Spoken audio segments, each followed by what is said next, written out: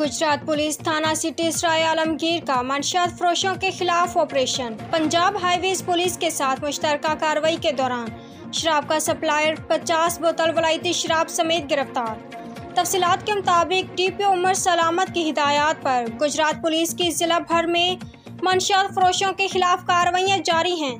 SHO थाना city सराय Alamgir SI Aamir Saeed ने Punjab highways police की टीम के हमरा मंशियात फरोशों के खिलाफ खसूसी ऑपरेशन करके शराब का बड़ा सप्लायर रंगे हाथों गिरफ्तार कर लिया। दौरान ऑपरेशन मुलजिम अरशद अली वल्द मोहम्मद शफी सकना नसीमाबाद से 50 बोतल वलाइती शराब बरामद हुई। पुलिस ने मुलजिम के खिलाफ मुकदमा दर्ज करके तफ्तीश शुरू कर दी है। फास्ट न्यूज अपडेट्स रखे आपको हर लम्हा बाखबर।